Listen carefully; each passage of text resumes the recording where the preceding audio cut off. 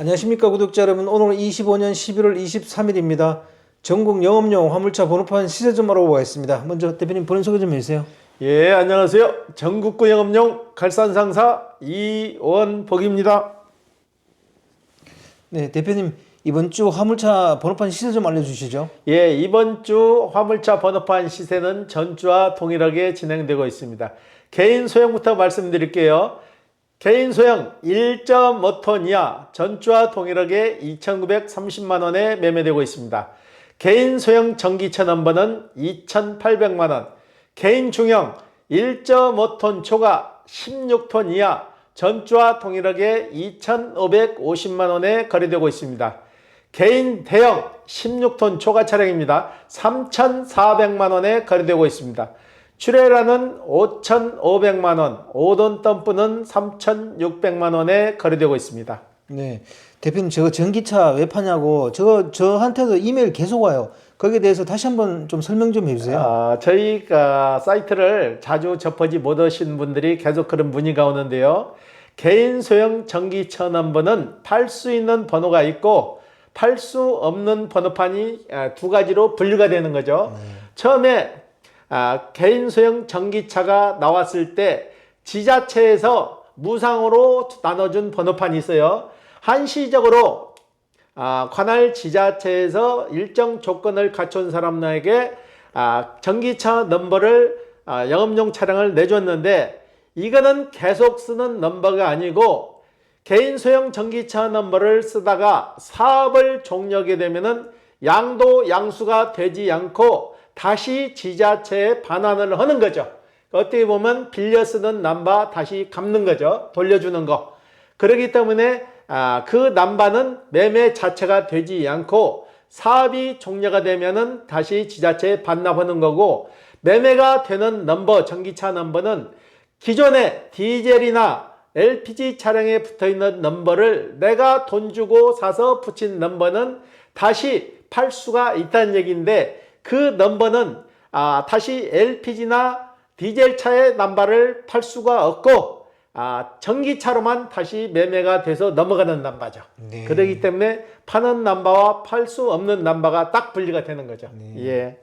저희들이 몇 번 방송했는데도 계속 그걸 물어오더라고요. 그리고 저희가 지금 시세 방송을 하면은 개인 소형 1.5톤 이하 2,930만 원입니다 하고 저희가 방송을 하면은 팔려고 하시는 분들이 전화가 가시고, 왜 방송에 2,930만 원 방송을 했는데 내가 팔려고 그러는데 2,930만 원을 주지 않냐. 근데 저희는 일정 금액을 마진을 내야 운행하는 사업을 가지고 있는 시스템이잖아요. 마진 없이 2,930만 원에 매입해서 2,930만 원에 팔 수 없는 겁니다. 그렇기 때문에 어느 물건이나 일정 금액의 비율을 마진을 남기는 거지, 쉽게 말해서 슈퍼에서 파는 껌 한 통을 사더라도 보통 소비자 마진이 33.3% 정도가 부과가 되는 거죠. 그 시스템이나 똑같이 보면 되는 거죠. 개인 택시나 개인 소형 일반 화물 남봐도 하나의 상품을 팔 때 마진을 남기는 거죠. 네. 예. 그러면 개인 소형 1.5톤 이하는 2,930만 원이면 저거는 매도 가격인가요? 우리가 손님한테 파는 가격이죠. 네. 그러니까 매입 가격하고 판매 가격은 같을 수가 없는 거죠. 네, 그렇죠. 네. 그럼 대표님 다음 주 전망을 어떻게 보세요? 지금 화물 시장은 지금 굉장히 정체가 되어 있는 상태예요.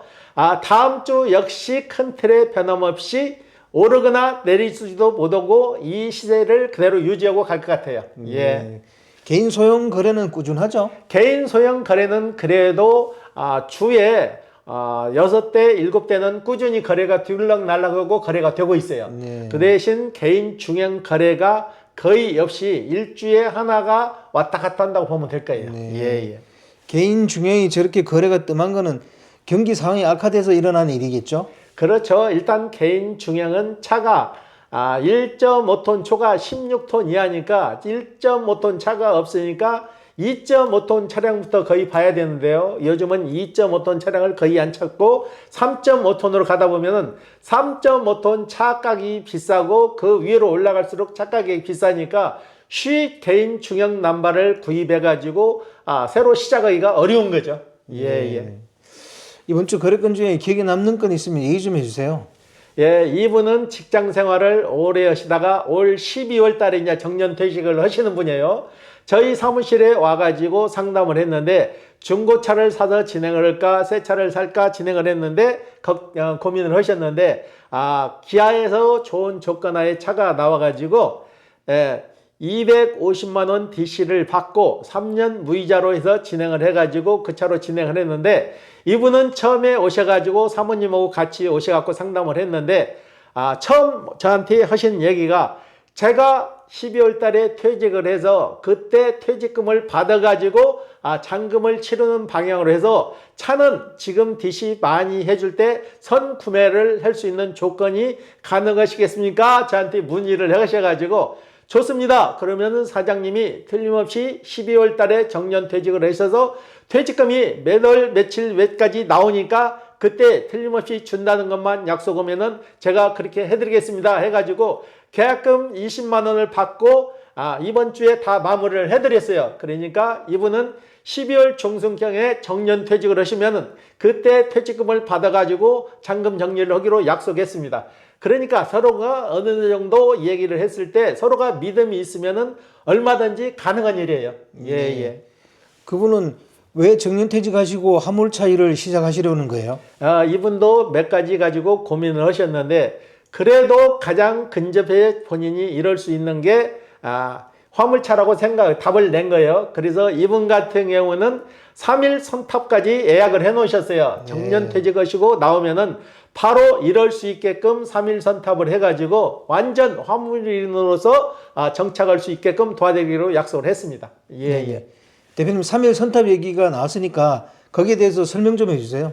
3일 선탑을 저희가 일정 금액을 얘기하니까 그게 깊이 와닿으시는 분들이 좀 있나 봐요. 너무 과하지 않냐 그러는데 그 선탑 비용을 제가 받는 게 아니고 선탑 기사가 일정 금액을 받고 3일 동안에 완전하게 이럴 수 있게끔 해드리는 거고 그 금액을 기사분이 다 내가지고 한 분이 다 갖는 게 아니고 3일 동안 선탑하면서 벌어가지고 번 돈은 선탑하시는 기사님이 가져가는 거죠. 그러니까 본인이 미리 돈을 내고 배우고 나서 그 배우는 과정에서 들은 돈을 다시 그 돈을 가져가니까 거의 차이가 없이 진행이 된다는 얘기죠. 예. 그러면 그 3일 선탑까지 다 예약을 하셨으면은 그분은 아예 화물하겠다고 확신을 가진 거네요. 그렇죠.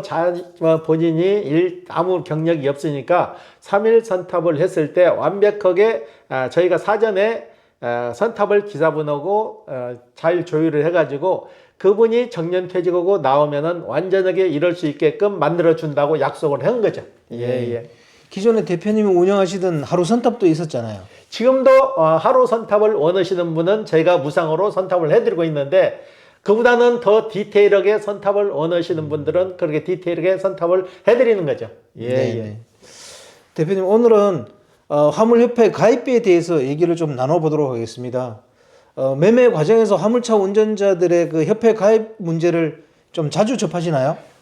저희가 매매할 때마다 협회 가입 문제는 건당 한 건씩 나오는 거죠. 가입을 하든지 안 하든지 둘 중에 하나를 택해야 되는데요. 지금은 협회에서 이걸 또 교묘하게 가입할 수밖에 없게 만들어 놨어요. 그걸 가입하지 않으면은 그 지자체에서 연락이 와가지고 취업신고라는 것을 또 강요를 해요. 취업신고를 하지 않으면은 제재 조치가 들을 수 있게끔 법을 또 바꿔놓은 거죠. 그래서 가입하거나 그렇지 않으면 취업신고 둘 중에 하나를 해야 되는 거죠. 그런데 우리 화물 하시는 분들이 이구동성으로 하는 얘기가 윗 선배들이 하는 얘기가 협회에서 해주는 것도 없는데 왜 협회를 가입을 종용해서 그 돈을 받는지 모르겠다고 하니까는 협회 가입을 전혀 안 하려고 하는 거죠. 그래서 저희도 그러면 협회 가입하지 마시고 취업신고 방식으로 취업신고만 하세요 하는데 취업신고만 하더라도 그 비용은 취업신고 비용을 받습니다. 협회에서 취업신고 비용을 받고 그 다음에 일정 금액의 월정료라고 해가지고 다달이 얼마씩을 받는데 이 자체가 잘못된 거죠. 왜 취업신고를 하는데 협회에서 돈을 받냐고요. 협회에서 뭐를 관리해 주는데 취업신고 비용을 받아가지고 그 비용을 어디에다 쓰는지 모르겠어요. 이분들이 추후에 협회를 가입하거나 탈퇴를 하거나 나가게 되면은 그 돈을 내줘야 되는데 내주는 것도 아니잖아요. 네. 그건 소멸성인데 왜 그렇게 진행을 하냐 이거죠. 네. 예, 예. 취업 신고를 자치단체나 정부기관에 하면 안 돼요? 정부 기관에서 조합에 이임을 했는데 이임을 했으면 이임은 그 자체로 끝나야지 왜 협회에서 그 돈을 받냐 이 얘기죠. 그렇죠. 협회에서 운영하는데 돈이 필요하면은 지자체에서 돈을 받아서 써야지 왜 기사분들한테 그 돈을 받아갖고 협회에서 일방적으로 집행을 하냐 이거죠. 네. 예, 예. 그건 정말 문제가 있는 것 같습니다. 그러면요. 그리고 이게 가장 잘못된 문제가 협회에 가입을 했다든가 해가지고 이분이 지방으로 이사를 갔다고 봐요. 지방으로 이사를 가거나 차량을 팔아서 협회에 종결이 되면은 그동안 협회 가입비 낸 거를 돌려줘야지 왜 안 돌려줍니까? 이거 잘못된 거 아니에요? 협회에서 그 돈을 가입비로 받았으면은 탈퇴했으면은 탈퇴했으니까 돈을 줘야지 왜 돈을 안 주고 싹둑 잘라 먹고 지자체로 이사 가면은 쉽게 말해서 인천에 살다가 부산으로 이사 갔다면은 인천에서 살아서 인천에서 화물차를 운영하거나 개별을 운영했을 때 협회에 가입했을 때 그 가입비를 그 인정을 해줘야 되는 거 아니에요? 네. 쉽게 말해서 인천에서 가입을 했는데 내가 이사를 부산으로 갔다. 그러면 인천 거는 다 말소가 되고 부산에서 다시 가입을 하라는 것은 이건 세상에 이런 법은 없는 거예요. 그런데 이거는 너무나 과하게 화물하시는 분들한테는 화물하시는 분들이 봉도 아닌데 왜 자꾸 이중 삼중으로 못된 것만 종용하는지 모르겠어요. 네. 하지 않아도 될 거 인천에서 협회에 가입했으면 그 내용을 가지고 그 지방에 가서도 그 인정을 받는 게 협회지. 인천협회가 따로 있고 부산협회가 따로 있어갖고 별도로 돈을 양쪽에서 다 받는 것은 모순된 거잖아요. 지자체에서 이임을 해가지고 이임받은 상황을 진행하는 게 협회인데 그러면 돈 받은 걸로 해서 부산으로 가서 이사 가더라도 부산협회에서 넘겨주는 게 맞는 거지 그 돈은 싹둑 잘라갖고 넘겨주지 않고 부산협회에서 다시 돈을 내라는 거는 이건 진짜 아닌 거죠. 네. 그 금액이 얼마든 간에 좀 부당한 건 개선해야 됩니다. 그리고 지금 조합을 가입하게 되면은 취업신고나 조합을 가입하게 되면 일정 금액의 월 회비를 내는데 그 회비 내역이 어느 정도 어떻게 사용하는지 우리 기사분님들 아시는 분 한 분도 없어요. 저희가 100사람이면 100사람 다 와가지고 협회에 가입하셨어요? 예. 그러면은 조합비 가입 어떻게 진행되는지 알고 있어요? 그거 모르죠? 통보도 안 해주는데 돈을 어떻게 받아왔고 어떻게 쓰는지 모르고 조합에 그동안 받아가지고 가지고 있는 돈이 얼마인지도 모르는 거죠. 네. 그러니까 전혀 모르는 상황에서 협회를 위한 협회에서 자기네들끼리 돈 받은 거 가지고 뭐 하는지 모르겠어요. 공개를 공개적으로 기사단한테 하질 않으니까. 네. 화물차 운전자들이 협회를 옮기는 주된 이유가 뭐예요? 협회에서 해주는 거 없이 돈만 자꾸 내라고 강요하니까 해주는 거 있으면 당연히 가입을 하고 일정 금액을 내는 게 맞는데 협회에서 해주는 게 없으니까 와서 하시는 분들 다 하는 얘기가 그거예요. 협회에서 뭘 해주는데 협회비를 꼬박꼬박 받아가냐 이거죠. 그리고 잘못된 게 협회에서 협회비 안 냈다고 내용증명 보내가지고 언제까지 협회비 안 내면은 압류 조치하겠다는 이게 말도 안 되는 짓을 하고 있는 거죠. 협회에서. 지금 협회장도 그러잖아요. 직선제로 뽑은 사람이 하는 게 아니고 대의원 몇 사람이 뽑은 그 협회장이 한 자리에 앉아서 20년 30년 그 자리에서 말하고 닳도록 하고 있으니 무슨 협회가 제대로 돌아가겠냐 이거죠. 네. 예. 제 질문은 화물차 운전자들이 협회를 옮기는 주된 이유가 뭐냐고 제가 물었습니다. 협회를 옮기는 주된 이유는 이사를 가거나 네. 관도 쓸 때인데 이사 가면은 그러잖아요. 이사 가면은 인천협회에 가입했으면 그 이력을 그대로 가지고 가서 이사 간 거에서 그걸 인정을 받아야 되는데 인정을 못 받잖아요. 네. 일부러 옮기는 저 사람은 한 사람도 없어요. 네. 내가 지방으로 이사 갔더라도 안 옮기고 싶은 거지. 돈 또 내야 되는데 누가 옮기고 싶겠어요. 울며 겨자 먹기 식으로 이사 가니까 그 지역에서 또 가입 안 하고 취업신고라도 해야 되니까 그걸로 왔다 갔다 하는 거죠. 네. 예. 실제로 그런 피해 사례들이 좀 있나요? 피해 사례가 있는 게 아니고 지금 버젓이 이루어지고 있어요. 내가 화물차를 할 때는 협회에 가입해서 협회 활동을 한다지만은 내가 차량을 판매했을 때는 협회는 이제 끝난 거잖아요. 그러면 탈퇴했으면은 내가 협회에 가입할 때 낸 돈은 돌려주는 게 맞는 거지. 그걸 싹둑 잘라먹는 거는 맞지 않는 거죠. 네. 예. 대표님 보시기에 협회들이 가입비를 환불해주지 않는 이유는 뭐라고 생각하세요? 그건 왜 환불을 안 해주는지는 뭐라고 얘기를 못 하겠는데 이건 잘못된 거예요. 당연히 협회비 받은 거 나갈 때 돌려주는 게 맞는 거죠. 네. 안 그래요? 그렇지 않으면은 내가 협회비를 협회에서 어떻게 받아가지고 어떻게 집행해서 협회 화물하시는 분들한테 어떤 명칭으로 해서 혜택을 주고 그 협회 갖고 어떤 목적으로 썼다는 걸 분명히 밝혔으면은 협회 가입했던 분들도 오해를 안 할 거예요. 그런데 열이면 열, 백이면 백 와가지고 얘기하는데 협회에서 그런 거 내용 공지 받은 거 하나도 없다는 얘기죠. 네. 예. 아무리 협회 가입비를 받아가지고 잘 썼다 하더라도 그 내역을 공개하지 않으면 오해가 생기는 거잖아요. 그렇죠. 그런 발표는 방법에 있어서 신문에 내지 못하면은 협회 하는 기존에 하시는 분들한테 화물차 하면 화물차, 개인 택시면 개인 택시, 중형 택시면 중형 택시 그 협회에다 다 공문을 보내야 될 거 아니에요. 개개인 주소로 협회비 얼마 받아가지고 무슨 명목으로 얼마 집행하고 얼마 남았습니다. 그리고 급여는 어떻게 해서 지출됐고 그거 나가고 들어온 돈 통계가 나올 거 아니에요. 그걸 개개인한테 통보를 해줘야지 개개인에 통보 받았다는 사람 한 사람도 들어보질 못했어요. 네. 예. 대표님이 화물차 하실 때도 그때도 가입비를 다 받았어요? 그러면요 가입 안 넣으면은 문제가 됐죠. 그럼 가입비를 받았으면은 그 가입비에 대해서 수익과 지출로 분배를 해가지고 얼마 가입비 받아가지고 어떻게 집행했습니다. 개개인한테 통보를 해주는 게 맞는 거죠. 네. 그런 과정이 없으니까 협회에 가입했던 사람들이 탈퇴를 하고 이의를 제기하는 거죠. 예. 만약에 가입비를 안 내고 끝까지 버티면 어떻게 돼요? 가입비를 안 내고 버티면은 지자체에서 내용 증명이 와요. 취업 신고를 하든지 협회에 가입을 하든지 하라고 그러는데 협회 가입하게 되면 협회비 또 내야 되고 월정금을 계속 내야 되는데 그걸 안 하게 되면 제재가 들어오니까 이러지도 저러지도 못하는 거죠. 네. 그렇다면 협회 가입비 문제가 어떻게 개선돼야 된다고 생각하세요? 지금 협회라는 것은 투명성이 있어야 되고 직선제로 바뀌어야 되는 거죠. 협회장이 직선제로 바뀌어가지고 투명성을 가지고 협회 조합원들이 가입을 해가지고 조합비가 얼마 들어왔으면은 연말 단위로 그걸 통계를 내가지고 개개인한테 통보를 해주는 게 맞는 거죠. 네. 우편으로라도 수익이 얼마고 지출이 얼마고 그 명세표를 보내가지고 화물을 하신 분들이 협회에 가입했던 분들이 내가 낸 돈이 어떻게 집행되고 있구나 하는 것은 알아야 되는데 그 내용을 제대로 전달받은 사람이 거의 없다는 얘기죠. 예.